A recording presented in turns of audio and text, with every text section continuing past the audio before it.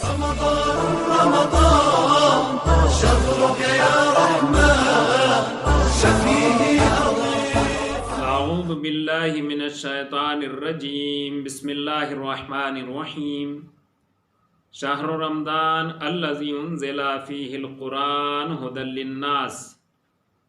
ناظرین کرام سلام علیکم ورحمۃ اللہ وبرکاتہ۔ ہمارا یہ پروگرام کہ جس کا مقصد ہے آپ تمامی حضرات کی خدمت میں ماہ مبارک رمضان کے ہر دن کی دعا پڑھنا، لہذا اس سلسلے میں آج ہم آپ حضرات کی خدمت میں ماہ مبارک رمضان کے 17ویں دن کی دعا پڑھنے کی سعادت حاصل کر رہے ہیں، اور آج کی دعا یہ ہے: بسم اللہ الرحمن الرحیم، اللہم اہدنی فیہ لصالح الاعمال واقض لی فیہ الحوائج والآمال یا من لا یحتاج الی التفسیر والسؤال یا عالما بما فی صدور العالمین صلی علی محمد وآلہ الطاہرین۔ ٹرانسلیشن اور اس کا ترجمہ یہ ہوتا ہے: خدایا آج کے دن مجھے نیک عمل کرنے کی ہدایت فرما، اور آج میری حاجتوں اور آرزوؤں کو پورا فرما، اے وہ ذات کہ جس کی بارگاہ میں سوال اور تفسیر کی حاجت اور ضرورت نہیں ہے۔ اے دلوں کے رازوں کے جاننے والے، محمد مصطفیٰ اور ان کی آل پاک پر درود اور رحمت نازل فرما۔ آج کی دعا کا پڑھنے والا بندہ مومن اپنے مالک کی بارگاہ میں دو دعا کر رہا ہے، دو التجا کر رہا ہے۔ پہلی التجا یہ ہے کہ مالک مجھے عمل صالح کرنے کی ہدایت فرما۔ دوسری دعا یہ ہے کہ مالک میری حاجتوں اور آرزوؤں کو پورا فرما۔ عمل صالح کے جس کی آج دعا کی جا رہی ہے، قرآن مجید میں اس کی بہت زیادہ اہمیت، اور قرآن مجید نے اس کو بہت ہی زیادہ ہائی لائٹ کیا ہے، جیسا کہ قرآن مجید کے سورہ جاشیہ کی آیت نمبر 15 ورس نمبر 15، جس میں ارشاد الہی ہو رہا ہے: بسم اللہ الرحمن الرحیم، من عمل صالحا فلنفسہ ومن اساء فعلیہا۔ جو نیک عمل انجام دیتا ہے وہ خود اپنے لیے کرتا ہے، اور جو برائی کرتا ہے اس برائی کا نقصان بھی خود برائی ہی کے کرنے والے کو ہے، کسی دوسرے کو نہیں ہے۔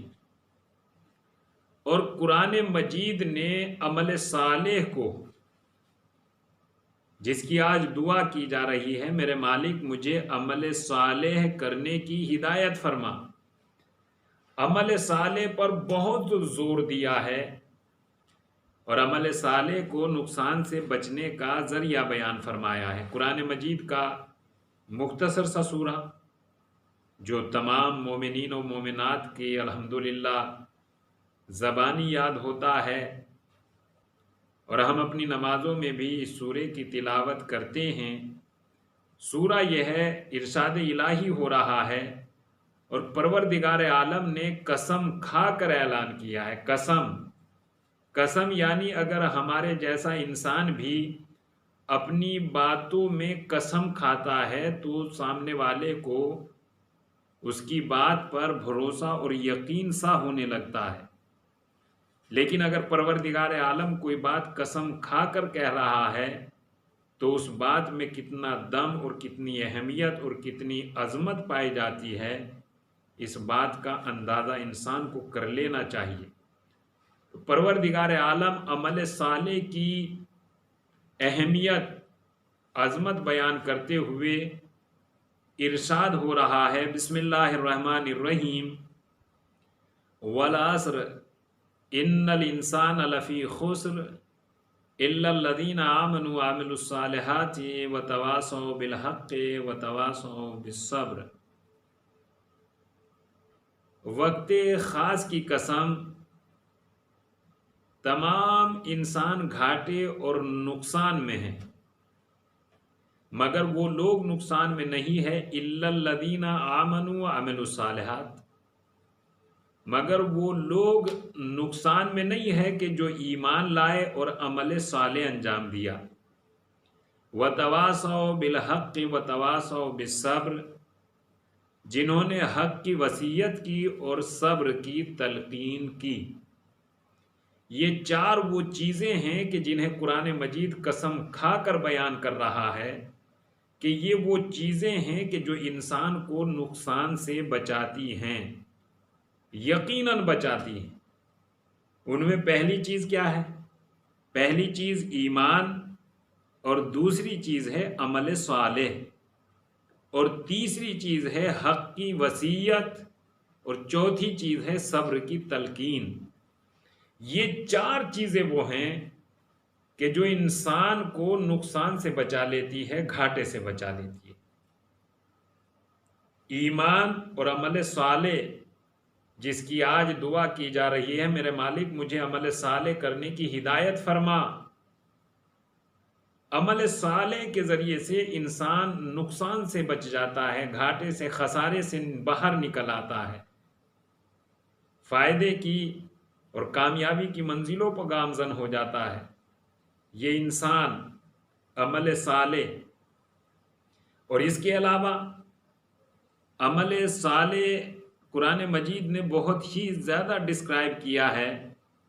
قرآن مجید میں عمل صالح کی بہت زیادہ اہمیت اور امپورٹینس ہے، جیسا کہ قرآن مجید کا سورہ طٰہٰ اور اس کی آیت نمبر 75 ورس نمبر 75، جس میں ارشاد الہی ہو رہا ہے، بسم اللہ الرحمن الرحیم، وَمَن يَأْتِهِ مُؤْمِنًا قَدْ عَمِلَ الصَّالِحَاتِ فَأُولَٰئِكَ لَهُمُ الدَّرَجَاتُ الْعُلَىٰ، اور جو مالک کی بارگاہ میں ایمان اور عمل صالح کے ساتھ حاضر ہوتا ہے، مالک کی بارگاہ میں اس کے لیے بلند ترین درجات ہیں۔ تو یہاں عمل صالح کے ذریعے سے انسان کو مالک کی بارگاہ میں بلند ترین درجات حاصل ہوتے ہیں، بلند ترین درجات عنایت ہوتے ہیں۔ یا قرآن مجید کی دوسری آیت کے جہاں پروردگار عالم نے ارشاد فرمایا، قرآن مجید کا سورہ نحل اور اس کی آیت نمبر 97 ورس نمبر 97، کہ جس میں ارشاد الہی ہو رہا ہے، بسم اللہ الرحمن الرحیم، وَمَنْ عَمِلَ صَالِحًا مِّن ذَكَرٍ أَوْ أُنثَىٰ وَهُوَ مُؤْمِنٌ فَلَنُحْيِيَنَّهُ حَيَاةً طَيِّبَةً، اور جو بھی نیک عمل انجام دیتا ہے اس شرط کے ساتھ کہ وہ صاحب ایمان بھی ہو، فَلَنُحْيِيَنَّهُ حَيَاةً طَيِّبَةً، تو ہم اسے حیات طیبہ، پاک و پاکیزہ زندگی عطا کرتے ہیں۔ تو عمل صالح کا ایک فائدہ وہ ہے کہ عمل صالح کے ذریعے سے مالک کی بارگاہ میں بلند درجات حاصل ہوتے ہیں، انسان کو عزت عطا ہوتی ہے۔ اور عمل صالح کا ایک فائدہ یہ ہے کہ انسان حیات طیبہ کا مالک بن جاتا ہے، پاک و پاکیزہ زندگی گزارنے لگتا ہے۔ مگر آپ حضرات اگر غور کریں، قرآن مجید نے ان دونوں آیتوں میں اور قرآن مجید نے سورہ عصر میں 3 جگہ پر عمل صالح کا ذکر فرمایا ہے، تذکرہ کیا ہے، لیکن تینوں جگہ پر عمل صالح کے ساتھ ساتھ ایمان کا بھی تذکرہ ہے۔ سورہ والعصر میں پہلے ایمان ہے، پھر عمل صالح ہے۔ قرآن مجید کے سورہ طٰہٰ کی آیت نمبر 75 میں بھی پہلے ایمان ہے، پھر عمل صالح ہے۔ قرآن مجید کے سورہ نحل کی آیت نمبر 97 میں پہلے عمل صالح ہے، پھر ایمان ہے۔ کل ملا کر تینوں آیتوں کا خلاصہ اور سمری یہ ہوتی ہے کہ عمل صالح کے ساتھ ایمان بھی وابستہ اور ایمان بھی متصل ہے۔ قرآن مجید نے ان 3 جگہوں پر عمل صالح کے ساتھ ایمان کا بھی تذکرہ کیا ہے۔ ایمان یعنی ایک اندرونی کیفیت ہے جس کا اثر ہمارے اعضاء و جوارح سے ظاہر ہوتا ہے۔ قرآن مجید نے جہاں عمل صالح کی اہمیت پر روشنی ڈالی ہے، وہیں ایمان کا بھی ذکر کیا ہے۔ ایمان یعنی اندرونی کیفیت، یہ ایمان ہے جو دکھائی نہیں دیتا۔ اس ایمان کا اثر ہمارے اعضاء و جوارح سے ظاہر ہوتا ہے، اور اس عمل کو دیکھ کر ایمان کی پختگی یا ایمان کی کمزوری کا اندازہ لگایا جاتا ہے۔ ایمان دکھائی نہیں دیتا۔ جیسے ایک درخت، اس درخت کی جڑیں زمین کے اندر ہوتی ہیں جو دکھائی نہیں دیتی، اور اس درخت کی شاخیں باہر ہوتی ہیں جنہیں دیکھ کر درخت کی جڑ کے بارے میں فیصلہ کیا جاتا ہے۔ شاخوں کو دیکھ کر اگر کسی درخت کی شاخیں ہری بھری ہیں اور درخت پر پھل آ رہے ہیں تو ہر دیکھنے والا یہی کہے گا کہ اس درخت کی جڑ مضبوط ہے۔ جڑ مضبوط ہونے کی دلیل یہ ہے کہ اس کی شاخیں ہری بھری ہیں، درخت پھلدار ہے۔ اور اگر درخت کی شاخیں سوکھ جائیں اور درخت پھل نہ دے تو ہر دیکھنے والا یہی کہے گا کہ اس درخت کی جڑ کمزور ہے۔ مضبوط جڑ کا اثر بھی شاخوں سے پتہ چلتا ہے، کمزور جڑ کا اثر بھی شاخوں سے پتہ چلتا ہے۔ پس یہی نسبت ہے ہمارے ایمان اور عمل صالح میں کہ جو نسبت جڑ اور شاخوں میں ہوتی ہے۔ جڑ اگر مضبوط ہوتی ہے تو درخت ہرا بھرا بھی ہوتا ہے، درخت پر پھل بھی آتے ہیں، اور جڑ اگر کمزور پڑ جاتی ہے تو نہ درخت ہرا بھرا رہ جاتا، نہ اس پر پھل آتے ہیں۔ بس ایمان اگر مضبوط اور پختہ ہوتا ہے تو وہی ایمان اس لائق ہوتا ہے کہ اس ایمان کی جزا ہمیں مالک کی بارگاہ سے عطا ہو، اس ایمان کا پھل ہمیں عطا کر دیا جائے اور اس ایمان کے ہمیں اجر و ثواب دیے جائیں۔ تو آج کی دعا کا پڑھنے والا مالک کی بارگاہ میں عمل صالح کی دعا کر رہا ہے۔ میرے مالک، آج مجھے عمل صالح کرنے کی توفیق عنایت فرما۔ عمل صالح، نیک عمل، اگر انسان نیک عمل کرتا ہے تو اس کا فائدہ بھی اسے ہی ہے۔ عمل صالح کا ایک فائدہ یہ ہے کہ عمل صالح کے ذریعے سے مالک کی بارگاہ میں بلند ترین درجے حاصل ہوتے ہیں۔ عمل صالح کا دوسرا فائدہ یہ ہے کہ عمل صالح کے ذریعے سے انسان کی زندگی پاک و پاکیزہ بن جاتی ہے۔ اب ہم بڑھتے ہیں آج کی دعا کے دوسرے جملے کی طرف کہ جہاں دعا کے پڑھنے والے نے اپنے مالک کی بارگاہ میں یہ دعا کی کہ میرے مالک وقض لی فیہ الحوائج والآمال، مالک آج کے دن میری حاجتوں اور میری آرزوؤں کو پورا فرما۔ حاجت یعنی زندگی کی ضرورت، لائفس نیڈ، یہ حاجت ہے۔ اور آج کی دعا کا پڑھنے والا اپنے مالک کی بارگاہ میں یہ دعا کر رہا ہے، مالک میری حاجتوں کو پورا فرما۔ حاجت دعائیں روایات میں بھی اور قرآن مجید میں بھی اپنے مالک کی بارگاہ میں حاضر ہو کر دعا مانگنے کا حکم ہے اور اس کی تاکید ہے، لیکن ساتھ ہی ساتھ روایات میں یہ بھی کہا گیا کہ صرف دعا سے کام نہیں چلے گا، دعا کے ساتھ ساتھ عمل بھی ہو، کوشش بھی ہو، بھاگ دوڑ بھی ہو۔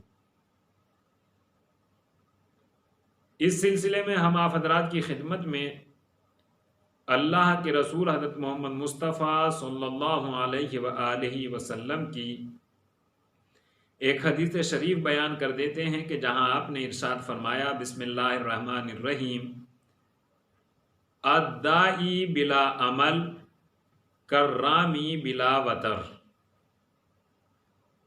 بغیر عمل کیے ہوئے دعا کرنے والا ایسا ہی ہے جیسے بغیر کمان کے تیر پھینکنے والا۔ یعنی بغیر کمان کے تیر پھینکنے کا مطلب کیا ہے؟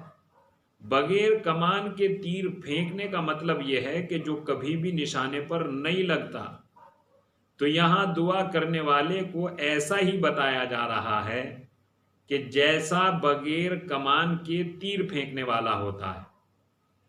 یعنی دعا میں قبولیت کی گارنٹی اس وقت بہت زیادہ ہو جاتی ہے کہ جب انسان حرکت ادھر سے کرتا ہے، برکت کی امید ادھر سے رکھتا ہے۔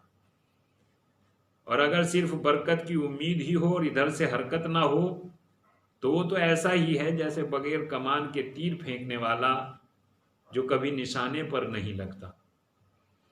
تو آئیے ناظرین کرام، آج کی اس دعا کے صدقے میں ہم بھی اپنے مالک کی بارگاہ میں التجا کرتے ہیں، مالک ہمارے یہاں بھی یہ تمام صفات عنایت فرما اور ہمیں بھی آج ان تمام صفات حمیدہ سے آراستہ و پیراستہ فرما۔ وآخر الدعوانا ان الحمد للہ رب العالمین۔ الہی